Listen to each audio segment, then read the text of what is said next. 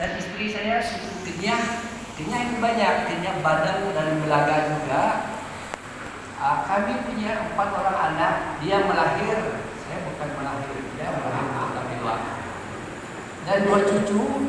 Jadi 4 anak ini 2 laki 2 perempuan. 2 cucu ini juga 1 lelaki 1 perempuan. Orang kata pandai, kamu ide pasta. Saya kata bukan sepandai, itu berkat Tuhan. Ya, sekarang sudah masuk 6 tahun menjadi pesara di Max Lawas. Ya senang.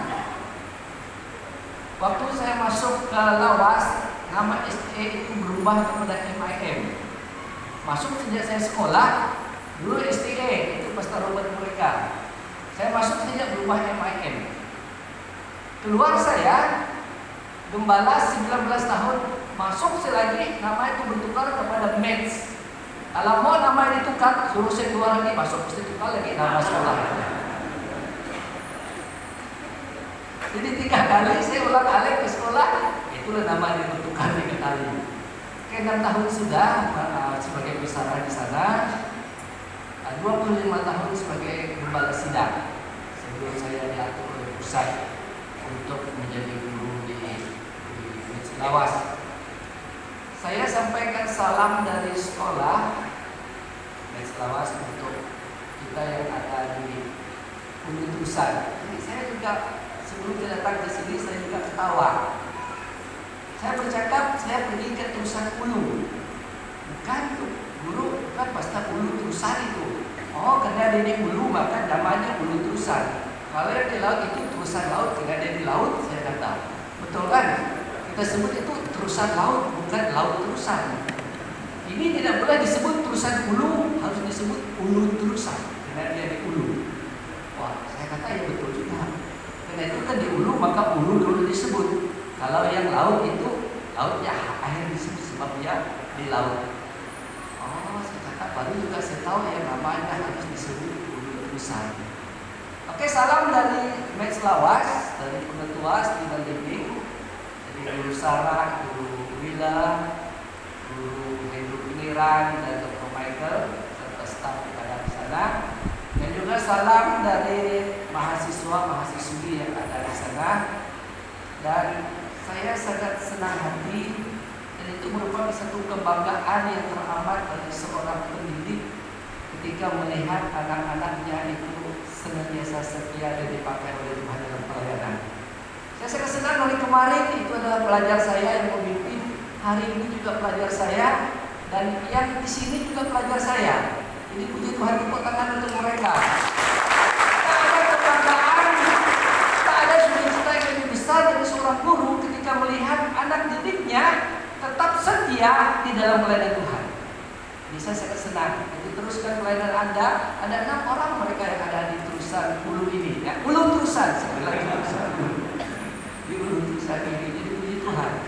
Terima kasih. Jadi sedikit di sana perkenalan ringkas dan juga salam dari Max Lawas untuk kita. Jadi pagi ini saya akan membawa kita dengan tema kebangkitan Yesus, jaminan hidup kekal. Sesuai dengan tema yang ada di depan kita. Silakan. Saya dulu dengar satu cerita di mana seorang pendeta dengan seorang imam pergi ke Israel, ke Yerusalem. Ini di Indonesia. Jadi pendeta ini sedang dia menunggu panggilan untuk masuk ke dalam kapal terbang. Seorang imam duduk dekat diri dia. Dan imam ini berkata, Pak, tidak kemana? Saya ingin ke Israel. Ingin mengunjungi tempat-tempat di mana Yesus lahir sampai dia mati dan dia bangkit.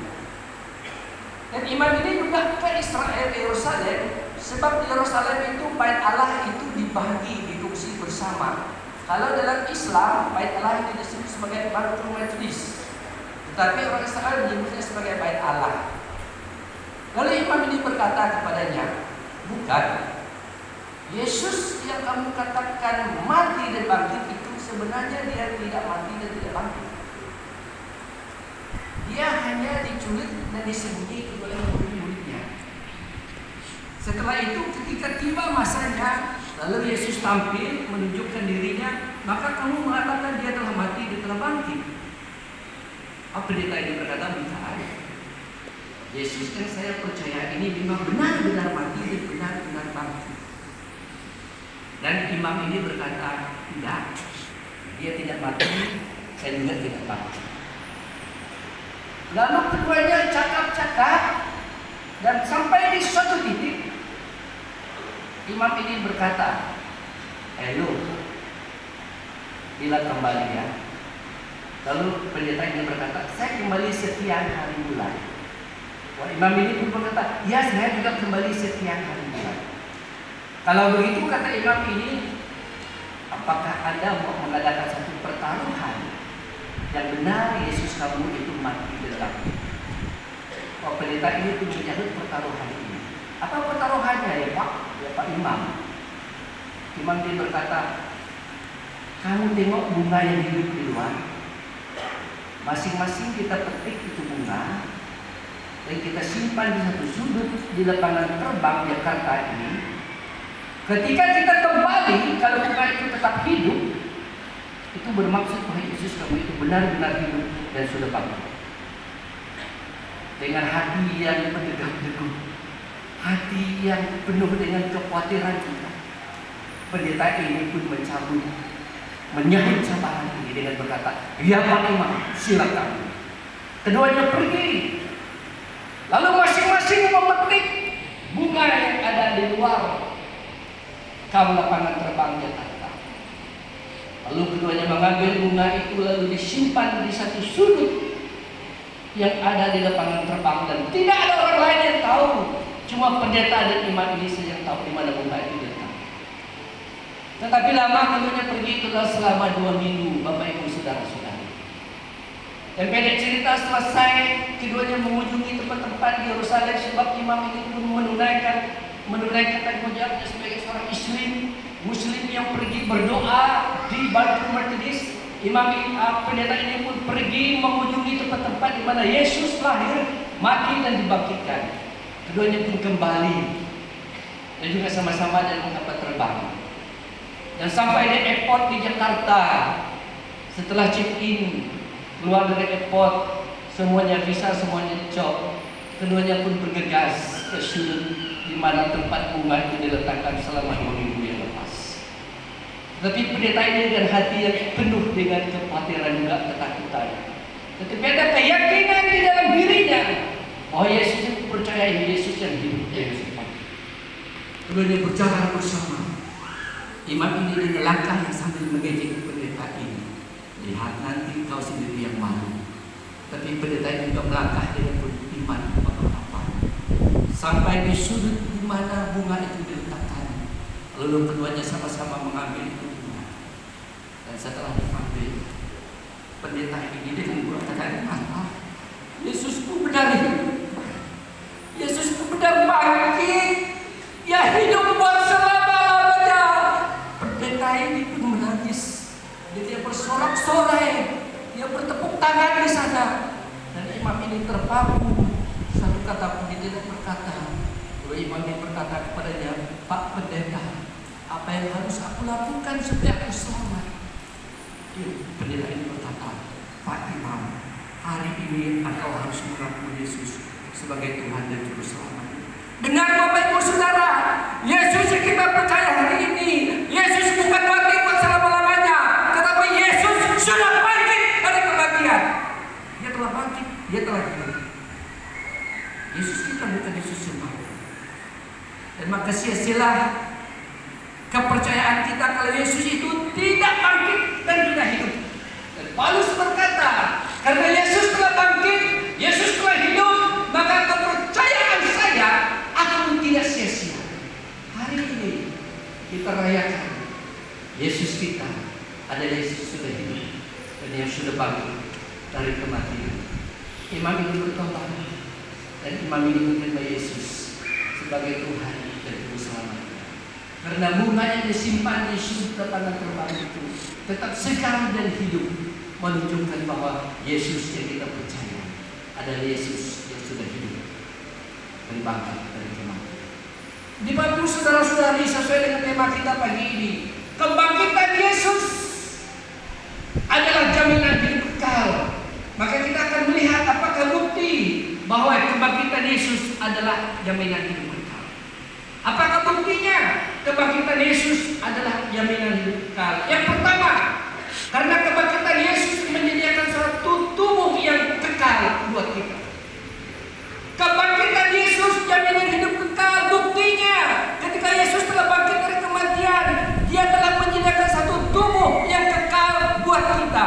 Tubuh yang kita warisi sekarang ini adalah tubuh dari Adam, di mana tubuh ini telah penuh dengan dosa. Ketika Adam jatuh dalam dosa, maka tubuh ini telah dikuasai dengan dosa, dan tubuh ini harus dihukum karena dosa, dan tubuh ini harus menerima hukuman yang kekal. Tetapi ketika Yesus lahir dalam dunia ini, Yohanes 1 ayat 29 berkata, Yesus telah lahir menghapus dosa dunia. Murid-murid Yohanes berkata kepadanya, lihatlah anak domba Allah yang menghapus dosa dunia. Tubuh yang karena dosa ini telah mati, tubuh yang karena dosa ini harus dihukum oleh Allah. Tapi ketika Yesus lahir dalam dunia ini, Yesus datang untuk menghapus dosa kita. Dan bukan sampai di sana saja, Bapak Ibu Saudara-saudari. Kelahiran Yesus itu bukan sahaja menghapus dosa dunia, tetapi yang sangat penting, yang sangat utama, yang menjadi kebanggaan, yang menjadi kekuatan, dan menjadi declaration saya sebagai anak Tuhan. Bukan saja Dia datang untuk menghapus dosa dunia, tetapi Dia telah bangkit dari kematian. Dan ketika Dia bangkit itulah, maka Dia telah memberikan hidup yang kekal buat kita. Mari kita membuka di dalam 1 Petrus pasal yang pertama ayat yang ketiga. 1 Petrus pasal pertama ayat yang ketiga. Kita membaca ayat ini. Ayat yang ketiga berkata demikian. Terpujilah Allah dan Bapa Tuhan kita Yesus Kristus, yang oleh karena rahmat-Nya yang besar telah melahirkan kita kembali oleh kebangkitan Yesus dari antara orang mati kepada suatu hidup yang penuh pengharapan. Di Bapak Ibu Saudara-saudari, Yesus itu telah lahir dan Dia telah menghapus dosa dunia. Kalau titik hanya di sana, Dia mati, dosa kita dihapuskan. Kalau Dia tidak bangkit, maka kita juga tidak ada keselamatan yang kekal. Tetapi di dalam 1 Petrus pasal 1 ayat yang ketiga ini berkata, Yesus telah bangkit dari kematian. Dan di dalam kebangkitannya itu, Dia telah melahirkan kita. Dia telah memberi suatu hidup yang baru buat kita. Dia telah menyediakan satu kehidupan yang kekal buat kita, karena Dia telah mengalahkan kematian setelah Dia bangkit dari kematian. Sekalipun dosa kita itu telah dicucikan oleh Yesus di kayu salib, kalau Yesus tidak bangkit dari kematian, maka keselamatan kekal itu pun tidak akan miliki, kita tidak akan milikinya. Dan itulah merupakan suatu kekuatan, merupakan suatu kemenangan yang teramat besar bagi orang yang percaya kepada Yesus. Dia bukan saja mati untuk dosa kita, tetapi Dia telah bangkit, di mana Dia telah memberi satu hidup yang kekal buat kita. Karena dalam Roma 3 ayat 23 itu berkata, dosa itu memisahkan kita dari Allah. Dosa itu telah membuat kita hilang dari pandangan Allah. Tetapi Yesus telah bangkit dari kematian. Dia telah memberi hidup yang baru buat kita. Maka hidup yang kita hidupi sekarang ini, sekalipun tubuh kita ini adalah masih tubuh dalam dunia, tetapi satu hidup yang baru telah disediakan oleh Tuhan buat saya dan saudara. Itulah bukti pertama. Kebangkitan Yesus adalah jaminan hidup kekal. Sebab Yesus menyediakan hidup kekal buat saya dan saudara. Dan tubuh yang diberikan oleh Yesus itu kepada kita adalah tubuh yang penuh dengan kemuliaan. Dikatakan di dalam Filipi pasal yang ketiga ayat 21, kita membaca ayat ini. Filipi 3 ayat 21 yang berkata demikian firman Tuhan. Filipi Filipi 3:21 berkata demikian, yang akan mengubah tubuh kita yang hina ini sehingga serupa dengan tubuhnya yang mulia menurut kuasanya yang dapat menaklukkan segala sesuatu kepada dirinya.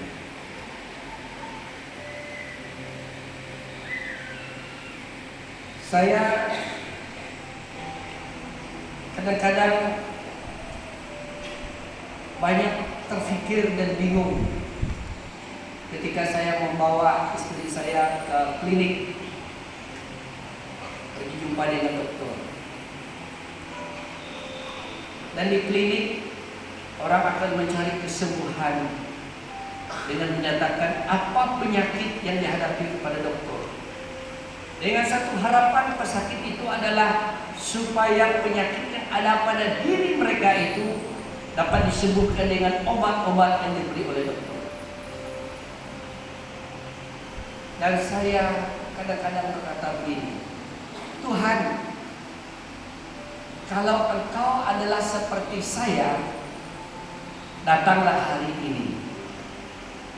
Datanglah hari ini Tuhan, supaya orang-orang yang sakit, kami-kami yang sakit di klinik ini tidak lagi mengalami sakit penyakit, karena tubuh ini adalah tubuh dengan penuh kelemahan dan penuh dengan sakit penyakit.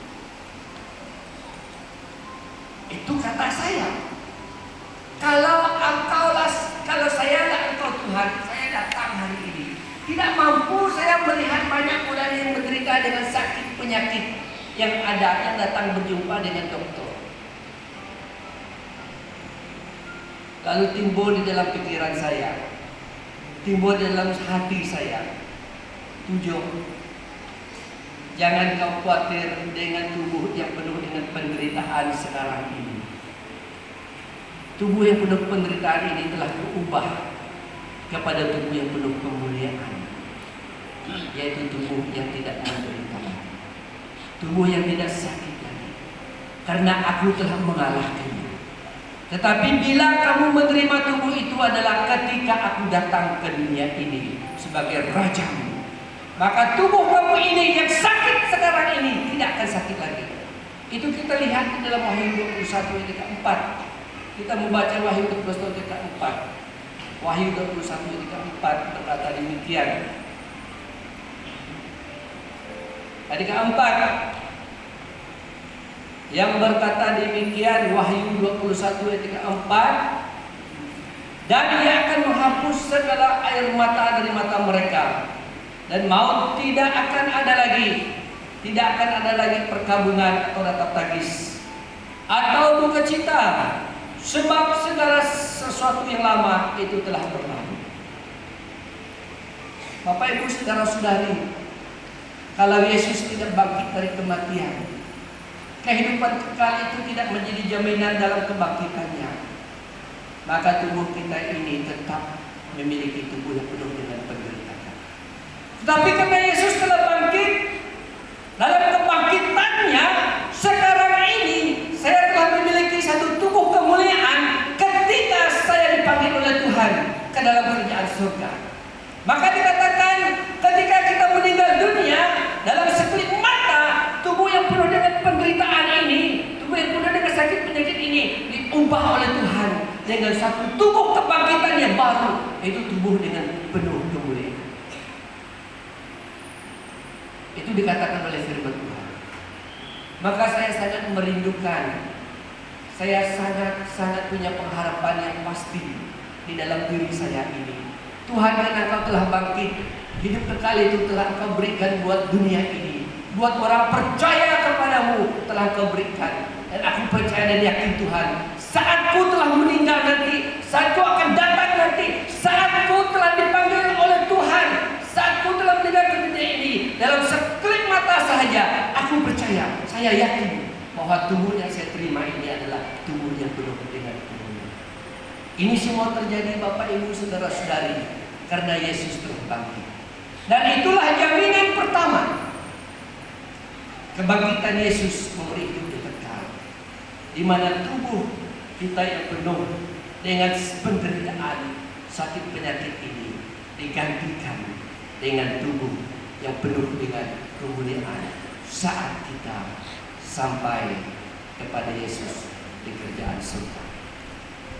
Makanya Yesus berkata kepada Nikodemus di dalam Yohanes 3 ayat 3 ayat 7, untuk mendapat tubuh yang dengan penuh kemuliaan ini, kita harus dilahirkan kembali. Artinya kita harus menerima Tuhan Yesus sebagai Tuhan dan Juru Selamat.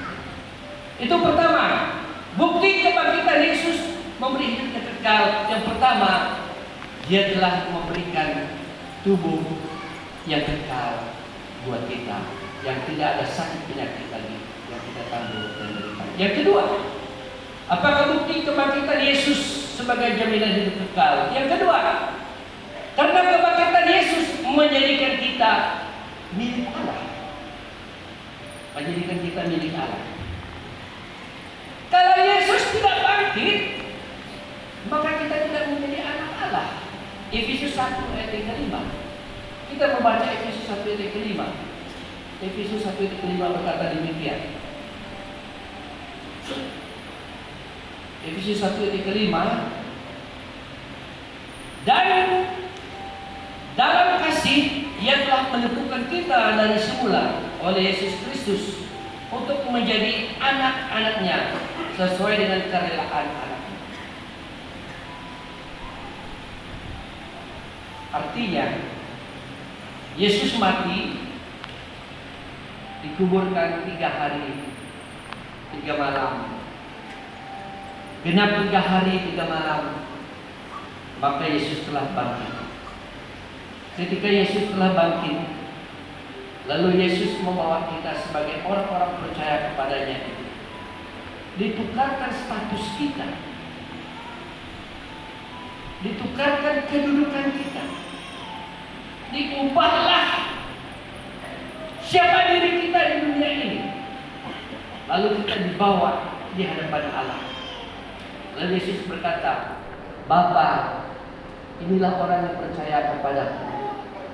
Mereka bukan lagi anak-anak dunia ini, tetapi mereka ini adalah anak-anak Allah. Kalau dikatakan sebagai anak-anak Allah, itu bermaksud bahwa segala milik Allah itu adalah milik kita. Segala kepunyaan Allah itu adalah kepunyaan kita. Dan termasuk hidup kekal yang diberikan oleh Allah di dalam Yesus Kristus, itu adalah milik kita. Maka status kita diubah. Diubahnya adalah pertama, dari hamba iblis kepada kepunyaan Allah. Itu dalam Yohanes 10 ayat yang ke-10. Yesus berkata, Aku datang supaya kamu memiliki hidup dan memiliki segala dalam kelimpahan.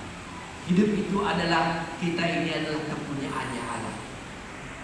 Status kita diubah dari hamba dosa kepada hamba kebenaran. Kebangkitan Yesus menjadikan kita milik Allah. Dulu kita hamba dosa. Setelah Yesus bangkit, percaya kepada Yesus, kita menjadi hamba kebenaran. Kita membaca dalam Roma 6 ayat ke-13, 17 dan yang ke-18.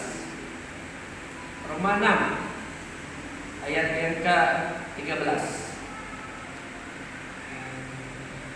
yang berkata demikian, firman Tuhan ayat yang ke-13.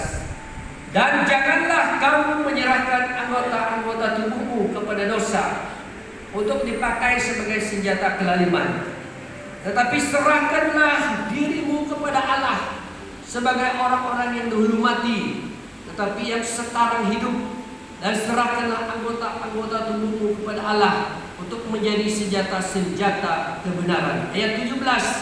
Tetapi syukurlah kepada Allah, dahulu memang kamu hamba dosa, tetapi sekarang kamu dengan segenap hati telah mentaati pengajaran yang telah diteruskan kepadamu. Kamu telah dimerdekakan dari dosa dan menjadi hamba kebenaran. Jadi Paulus di dalam Roma 6 ini, dia telah mengajar satu pengajaran yang sangat penting, yaitu tentang baptisan. Sebab pada masa itu ada kekeliruan tentang baptisan. Maka Paulus mengajar kepada mereka bahwa baptisan air itu merupakan suatu lambang kita telah mati dikuburkan bersama-sama dengan Yesus. Itu kita lihat dari ayat pertama sampai ayat yang ke-8, pasal yang ke-6 ini. Dan ketika kita telah diangkat dari air itu nanti Anda akan dibaptis. Itu Anda akan dibaptis. Ketika Anda diangkat dari air, menurut Paulus dalam Roma 6 ini, itu menunjukkan bahwa kebangkitan Yesus dari kematian dan kita telah bangkit dari hidup lama kita. Karena Yesus telah bangkit dari kematian, maka ketika kita telah dibaptis, kata Paulus, segala dosa kita itu telah dikuburkan. Maka ketika kita telah diangkat dari air, kata Paulus, dan kita telah mendapat satu hidup yang baru, artinya kita itu adalah miliknya Allah. Itu hanya terjadi, kata Paulus, karena Yesus telah bangkit dari kematian. Maka baptisan kita itu menurut Paulus dalam Roma ini adalah sebagai satu lambang kita telah mati manusia lama kita. Ketika kita diangkat dari air, itu bermaksud kita telah memiliki hidup yang baru. Karena Yesus telah mati, dikuburkan, dan dia telah bangkit. Dan hidup yang Yesus hidupi itu adalah hidup yang kekal buat selama-lamanya. Makanya Paulus menasihati Jumat di Roma sampai ayat yang ke-13 ini. Oleh sebab itu, kata Paulus, karena kamu telah mati, telah menyerahkan dosamu, hidup lamamu telah engkau serahkan kepada Tuhan, dan kau telah bangkit, telah hidup memiliki hidup yang baru, maka sekarang ini jangan sekali-kali menyerahkan anggota tubuhmu itu kepada dosa. Namun perkara yang ingin saya tekankan di dalam khotbah pagi ini adalah kebangkitan Yesus itu telah menukar status kita.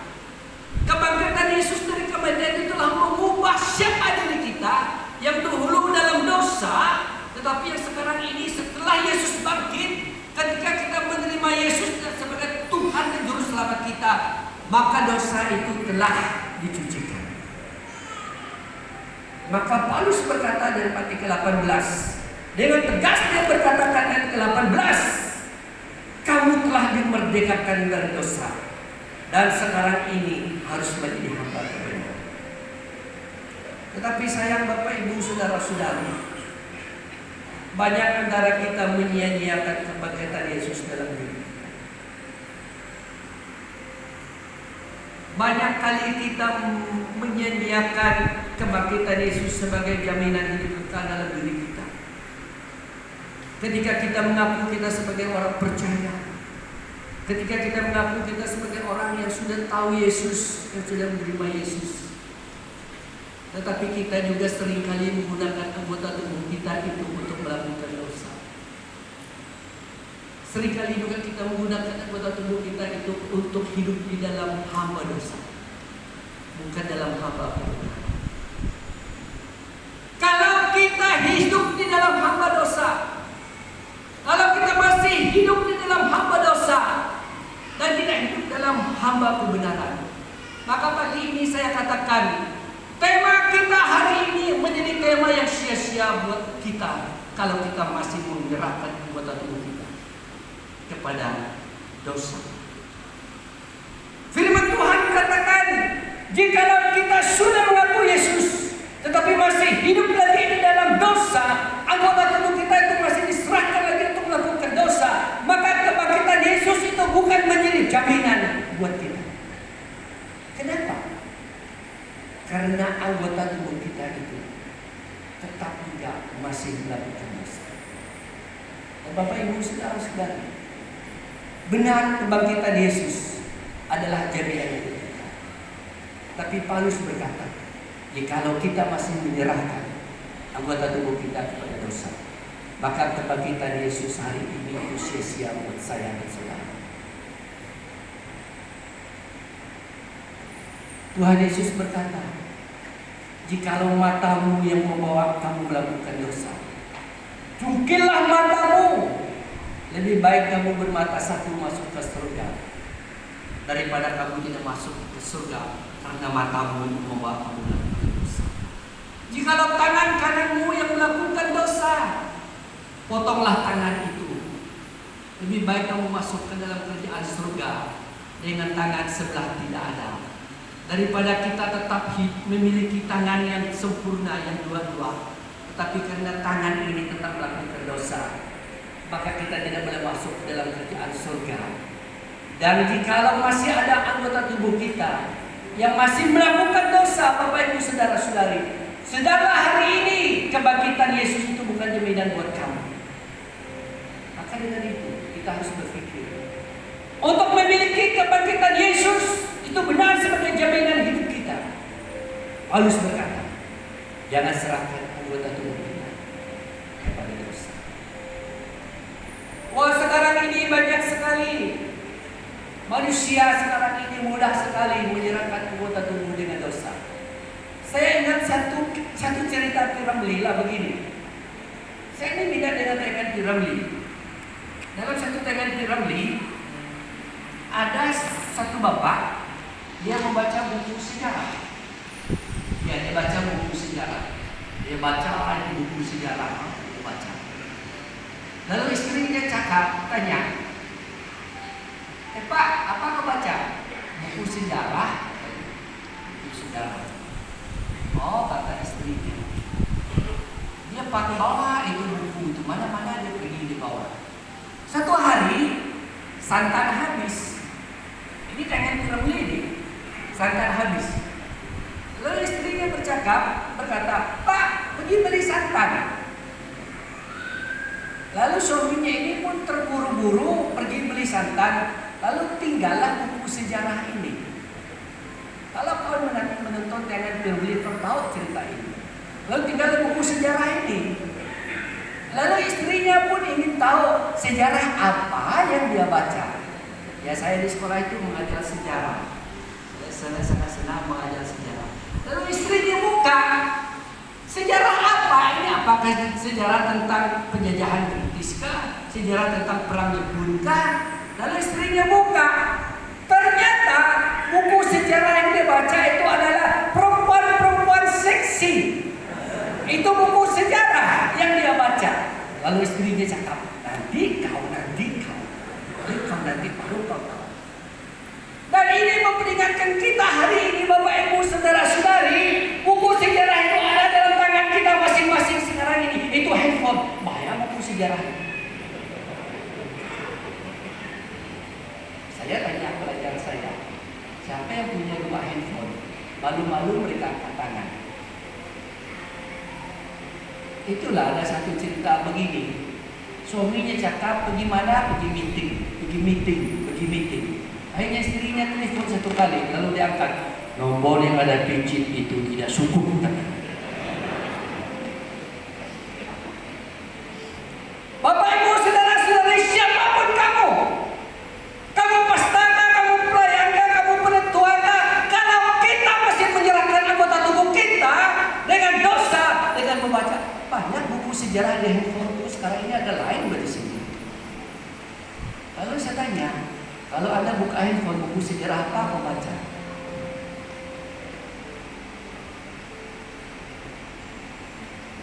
Saya diundang 2 tahun yang lepas ke Barang Ulu kebaktian Ista begini juga di Longsilat. Sampai kami 2 di gunung turun ke Longsilat, saya lihat banyak sekali orang di atas bukit. Masing-masing mereka dengan program mereka sendiri, seperti tidak kenal satu dengan yang lain. Lalu saya menoleh. Saya berkata kepada ketua daerah, apakah mereka itu orang gila atau tidak? Saya tanya. Oh bukan, mereka online itu, kata dia. Oh kalau mereka online, kenapa mereka tidak bercakap sendiri sesama mereka? Tapi mereka ini ada yang marah. Ya, kalau kita marah dengan telepon, kita tuh, ya kamu itu, ini kita marah. Ini Bapak Ibu Saudara-saudara, kebangkitan Yesus itu, sekalipun Yesus bangkit sebagai jaminan hidup kita, Tetapi kalau kita masih menyerahkan anggota tubuh kita untuk dosa, maka firman Tuhan berkata, itu bukan menjadi bagian kita. Maka Paulus berkata, karena itu jangan menyerahkan anggota tubuh kita kepada dosa. Memang benar Yesus itu bangkit menjadi jaminan hidup kita. Tetapi kalau kita masih lagi menyerahkan mana bagian hidup kita dengan dosa, maka itu tidak akan menjamin keselamatan itu. Apakah mata kita? Apakah pikiran kita? Apakah hati kita? Apakah tangan kita? Apakah kaki kita? Apakah kita masih cemburu dengan orang lain? Apakah kita masih dendam dengan orang lain? Apakah kita masih belum lagi mengampuni orang lain, memaafkan orang lain? Apakah ada krisis yang terjadi di antara kita sebagai keluarga, sehingga kita tidak hidup di dalam perdamaian, sehingga kita tidak hidup di dalam sukacita? Tetapi di gereja kita adalah sama pemimpin, di gereja adalah kita sama pastor, di gereja adalah kita sama memuji Tuhan, sama-sama duduk berdiri di depan ini. Tetapi kita masih lagi ada dosa yang dalam diri kita, karena kita bermasalah dengan orang itu, kita tidak mau berdamai dengan dia. Dan itu menjadi kesia-siaan Bapak Ibu Saudara-saudari. Maka Paulus berkata, kebangkitan Yesus menjadi berarti buat saya dan saudara. Jikalau anggota tubuh kita itu jangan diserahkan kepada hamba dosa. Jangan karena kita merasa cemburu, jangan karena kita selalu mengatai orang, gosip. Ya, ada orang yang sekarang ini kalau dia duduk sekejap dengan orang lain, yang diceritakannya adalah kejahatan orang lain, yang diceritakannya adalah kelemahan orang lain, seperti dialah yang paling sempurna di dunia ini. Tetapi kalau kita masih memiliki sikap dan sifat demikian, dan awas, saya khawatir kita bukan sebahagian daripada jaminan hidup kekal. Kita katakan Yesus telah bangkit memberi hidup yang kekal, tetapi pikir, kalau masih ada dosa, kalau masih ada anggota tubuh kita, mulut kita kan, telinga kita kan, mata kita kan, yang masih dipakai untuk senjata iblis, senjata dosa, kebangkitan itu bukan menjadi milik kita. Kita lihat hari ini, biarlah tema ini benar-benar menjadi tema yang mengatakan kembali dari kebaktian ini. Kita katakan bahwa kebangkitan Yesus jaminan hidup kekal itu benar milik saya, bukan milik orang lain.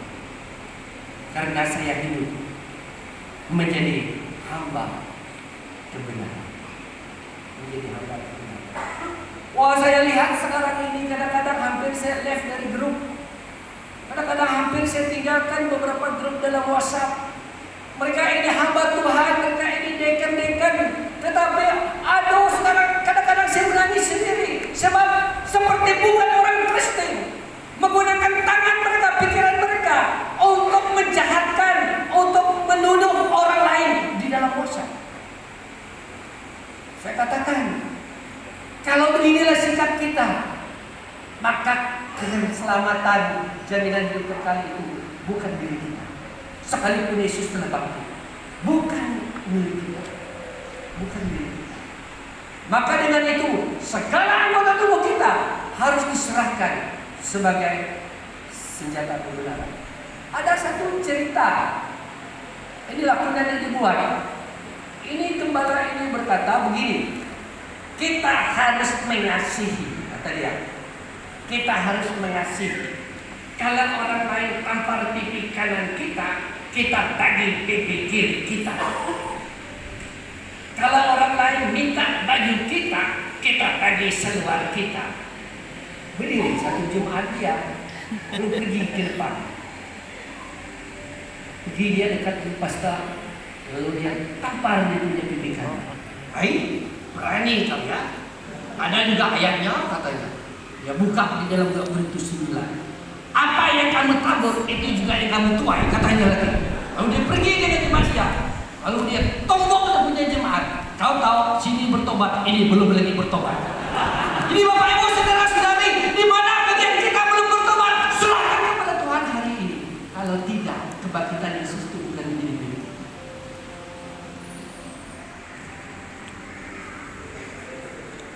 Ada pastor, dia kata begini, kalau saya masuk gelanggang boleh saya pak baju pastor saya tinggal. Ayo pastor, kalau itu masih sikap kita, sekalipun kita melayani Tuhan, keselamatan kita itu bukan milik kita. Kita harus bersaksi. Yang ketiga yang terakhir, kebangkitan Yesus memeteraikan kita warga surga. Ini terakhir. Kebangkitan Yesus adalah jaminan hidup kekal. Apakah buktinya kebangkitan Yesus jaminan hidup kekal? Karena kebangkitan Yesus memeteraikan kita warga surga. Kata meterai adalah pengesahan atau jaminan dan peristiharaan sebagai hak milik, itu meterai. Nah, dalam 1 Tesalonika pasal 4 ayat ke-17, kita membaca 1 Tesalonika 4 ayat ke-17.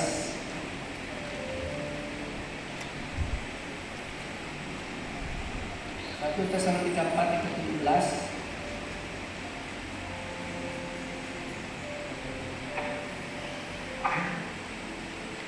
Yang berkata demikian, ayat 17, pasal 4. Sesudah itu kita yang hidup yang masih tinggal akan diangkat bersama-sama dengan mereka dalam awan menyusup Tuhan di angkasa. Demikianlah kita akan selama-lamanya bersama-sama dengan Tuhan.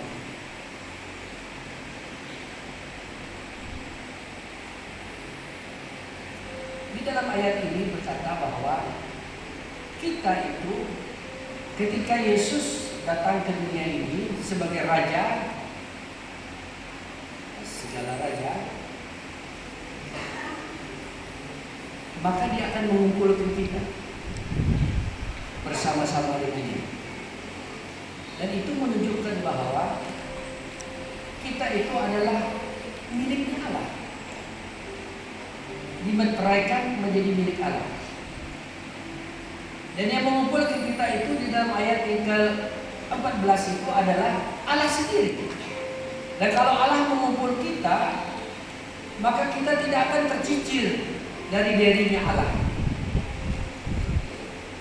Nah, artinya ketika Allah itu memeteraikan kita di dalam kebangkitan Yesus Kristus, maka kita itu adalah menjadi warga surga yang tetap. Itu sebabnya dikatakan di dalam Filipi 3 ayat ke-20 bahwa keluarga kita adalah di dalam kerajaan surga. Keluarga kita adalah dalam kerajaan surga.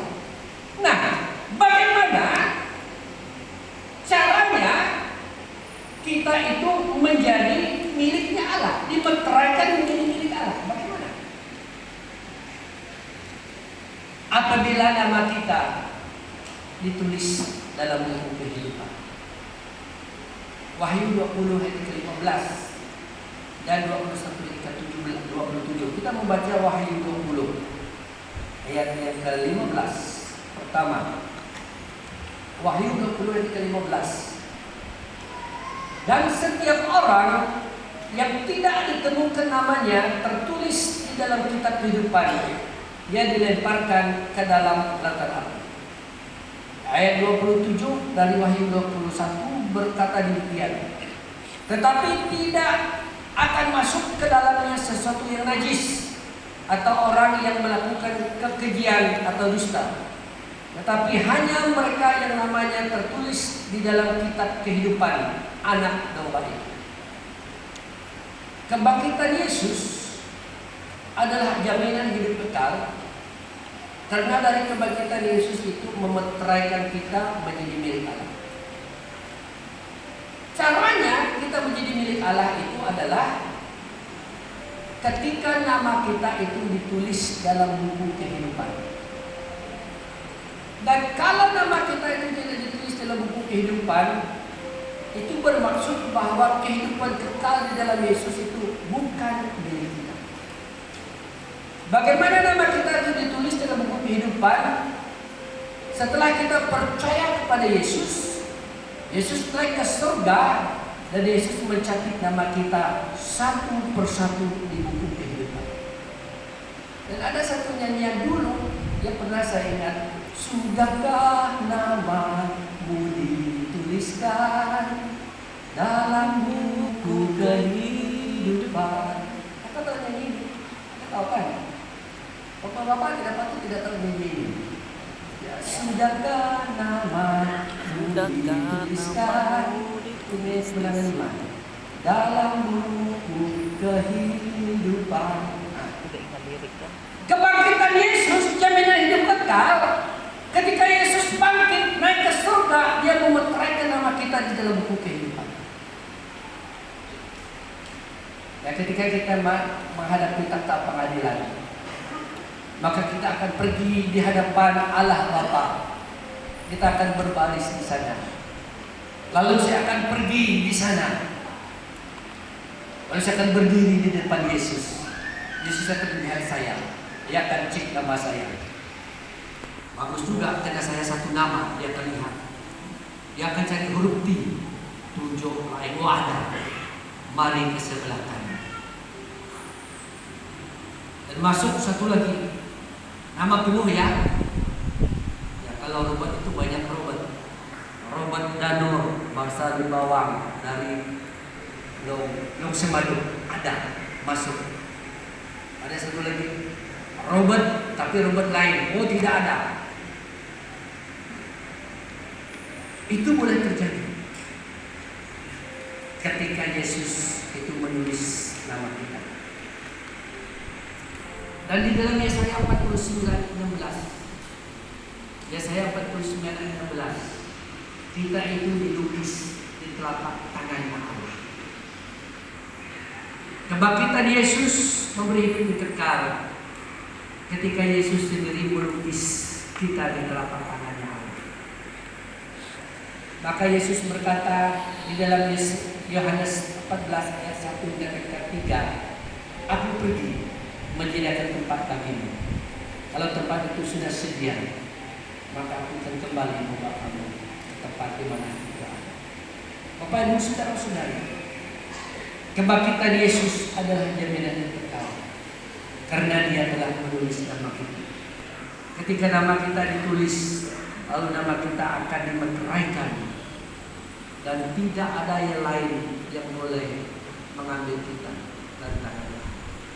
Sebab firman Tuhan berkata juga di dalam Roma pasal yang ke-8 ayat yang ke-39, tidak ada apapun yang boleh memisahkan kita dari kasih Allah.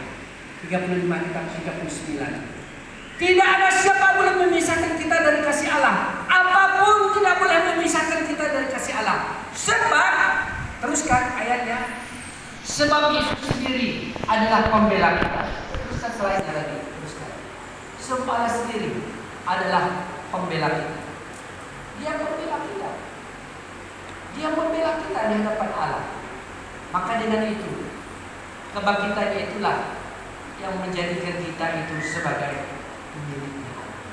Bapak Ibu saudara-saudara, hari ini sekali lagi jangan tema ini menjadi tema yang sia-sia untuk perayaan Paskah.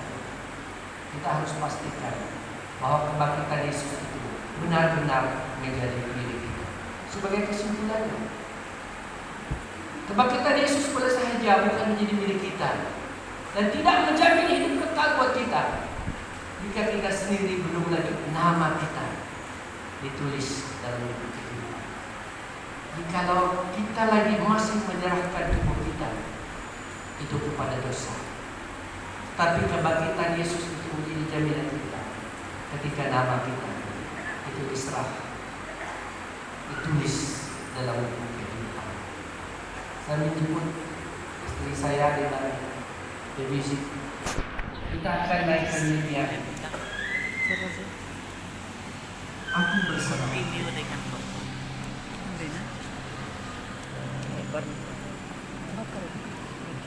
Hari ini pastikan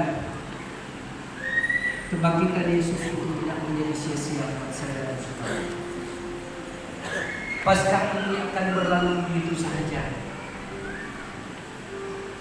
Kalau nama kita itu tidak ditulis di dalam buku.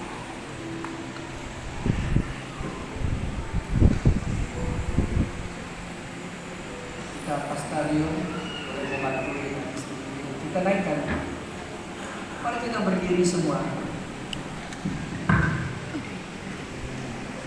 Kita naikkan nyanyian ini.